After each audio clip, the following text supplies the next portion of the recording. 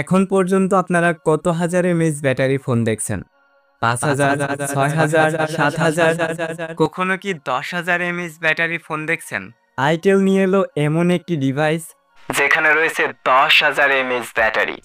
ফোনটিকে ৬২৮ জিবির একটি মাত্র ভেরিয়েন্টে লঞ্চ করা হয়েছে, যার অফিসিয়াল প্রাইস ১০,৯৯০ টাকা।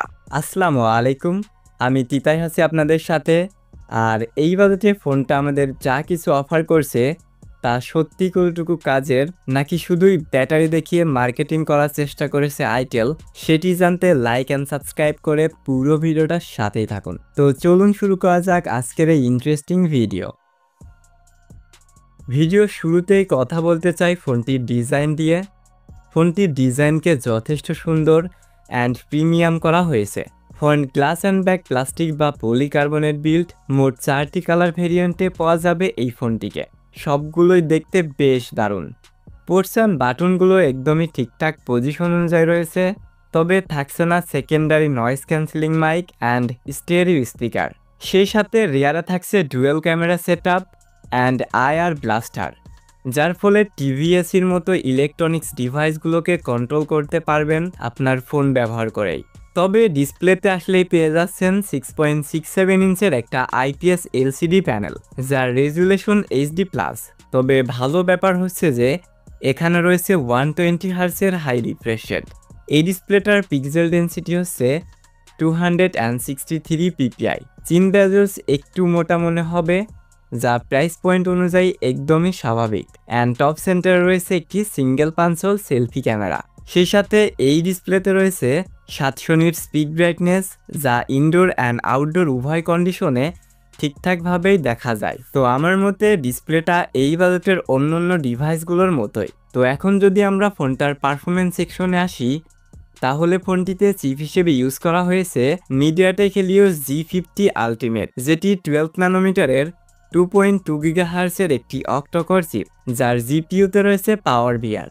এবং শুরুতে যেমনটা বলছিলাম, ফোনটিকে ৬২৮ জিবির একটি মাত্র ভেরিয়েন্টে পাওয়া যাবে। LPDDR4X and eMMC 5.1 storage type. ফোনটিতে রয়েছে out of the box Android 14 and ইউআইতে রয়েছে আইটেলওএস 14। তো এই চিপটার কথা বলতে গেলে এটি একেবারেই একটি এন্ট্রি লেভেল বাজেটের চিপ, আর এটি দ্বারা রেগুলার কাজগুলো ঠিকঠাকভাবেই করা যাবে। ডে বাই ডে টাস্কে খুব একটা সমস্যা ফিল করবেন না। তবে এটি মোটেও কোনো গেমিং চিপ নয়, যার ফলে টাইম পাস করার জন্য বেসিক গেমগুলোকে খেলতে পারবেন। ফোনটিতে ফ্রি ফায়ার ট্রাই করা হয়েছিল, যেটি মিডিয়াম গ্রাফিক্সে বেশ ভালোই ল্যাগ করে, তবে লোয়ার সেটিংসে মোটামুটি ভালোই খেলা যায়।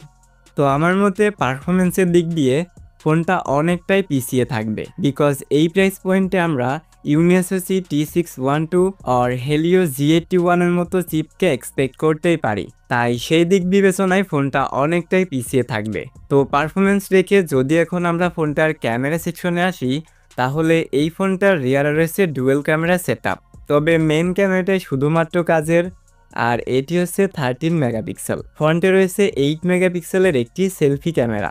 ফোনটি থেকে সর্বোচ্চ ভিডিও রেকর্ড করা যাবে 1080p 30 fps পার সেকেন্ডে। আর মেন ক্যামেরাটির কথা বলতে গেলে এটি ডে লাইট বা প্রপার লাইট কন্ডিশনে মোটামুটি মানের পিকচারকে ক্যাপচার করতে পারে, মানে কাজ চালিয়ে নেওয়ার মতো। আর ভিডিও কোয়ালিটিও অ্যাভারেজ। তো আমার মতে মেন ক্যামেরা অ্যাটলিস্ট 50 মেগাপিক্সেল হলে বেস্ট হতো। এছাড়া রিসেন্ট লঞ্চ করা আইটেলের A80 ফোনটার ক্যামেরাও এর থেকে সেরা ছিল। তো এবার যদি আমরা ফোনটার সবচেয়ে হাইলাইটেড ফিচার অর্থাৎ ব্যাটারি সেকশনে আসি, তাহলে ফোনটিতে রয়েছে 6000 mAh এর বিশাল ব্যাটারি অ্যান্ড 18 ওয়াটের একটি চার্জার। এছাড়া এর সাথে একটা কেস দেওয়া হয়েছে, যেখানে থাকবে 4000 mAh এর ব্যাটারি, অর্থাৎ টোটাল মিলিয়ে 10000 mAh এর ব্যাটারি হবে এই ফোনটিতে। তবে কেসটিকে আপনাদেরকে এক্সট্রাভাবে কিনতে হবে, যার প্রাইস 1000 টাকা। তো এখন কথা হচ্ছে যে এই ফোনটা কাদের জন্য। তো যদি আপনি এরকম প্রাইস পয়েন্টে শুধুমাত্র রেগুলার কাজগুলো করার জন্য একটি ডিভাইস নিতে চান এবং আপনার লং ব্যাটারি ব্যাকআপ দরকার, তাহলে আপনি এই ফোনটিকে নিতে পারেন। অন্যথায় যারা এরকম প্রাইস পয়েন্টে performance plus camera centric device খুঁজছেন, তারা এই প্রাইস পয়েন্টে অন্য ডিভাইসগুলো দেখতে পারেন। তো এটি ছিল আজকের ভিডিও। আই হোপ পুরো ভিডিওটি থেকে আপনি আইটেল পাওয়ার 17 সম্পর্কে একটা ক্লিয়ার ধারণা পেয়েছেন। যদি ভিডিওটা একটুও কাজের মনে হয়ে থাকে তাহলে অবশ্যই একটি লাইক করবেন। চ্যানেলে নতুন হলে চ্যানেলটিকে সাবস্ক্রাইব করতে পারেন। আর সম্পূর্ণ ভিডিওটা দেখার জন্য অসংখ্য ধন্যবাদ। Thanks for watching.